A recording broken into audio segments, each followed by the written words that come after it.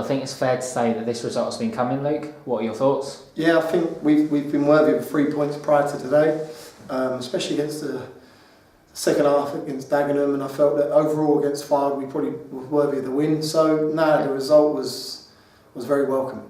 Is this your best performance yet, would you say? I don't think so. I don't think performance-wise it wasn't great. I think character was awesome. I think the way the boys responded to going a goal down was superb. I felt that our restarts, balls into the box, we attacked it with a menace. So there's loads of bits I'm really happy with, but there's other bits that I think we can fine-tune and get even better with.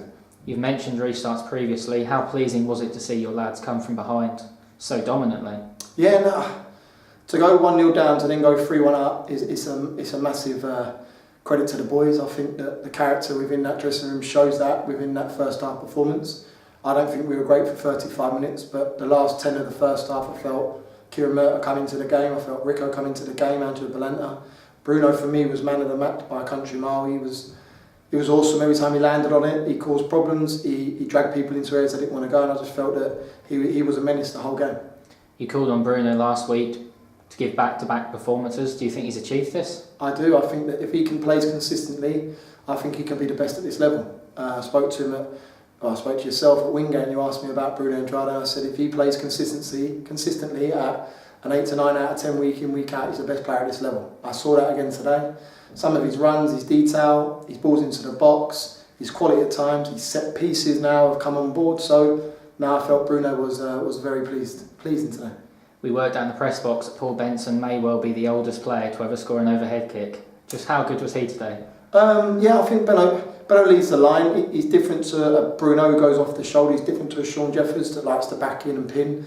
But you see the finish today. He's played 3 games back to back. I have to manage him. I have to be careful of his minutes. So that's saying that I've got to take into account. We're going to Torquay on Tuesday night. But for me, Sean Jeffers comes on the pitch. He gets a couple of opportunities, fronts up the centre arse, gets his shots off. So I look at that, I keep asking Sean to keep knocking on the door, and when he gets his opportunity, he's got to grab it with both hands. Dave Stevens returned to the side today. How important is he? He's massive in all fronts. He's massive as a size, he's 6'4" frame.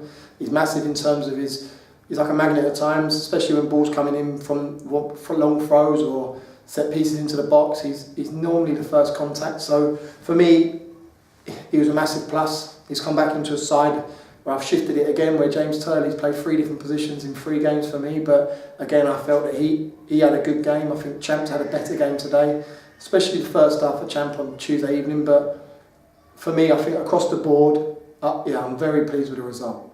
You've still got players to return from injury. Do you feel a headache forming? Yeah, no, I want a headache. I have to be honest, with 16 players, I need a headache. I need people all wanting to get in the 11. I want that. I need people fighting and having competition. I think it breeds better quality when playing. I think that if you've got someone that knowing's breathing down your neck, that you have to perform week in, week out, I think that can only benefit our squad. Wells is close to returning and Wood is close to returning along with Bradley Ash. So for me, it's very much about where we're at with regards to the personnel coming back, and if they come back into a winning team, they've got to be patient, and if they can come and enhance what we've already done, then perfect. We talk about youth a lot, but Frank Cater came on today and almost scored straight away. How exciting is it to have players like that on your bench?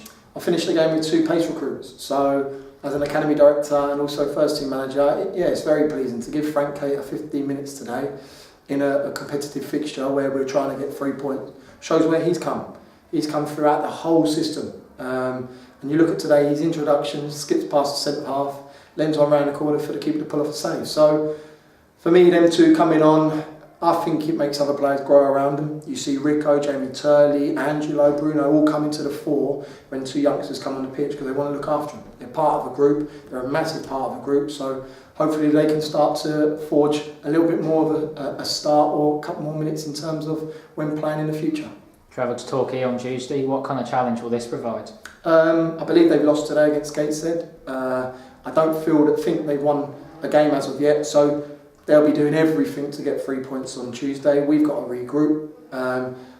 It's all about us, in my opinion. I can't be talking about Solihull Moors, Torquay, Dagenham.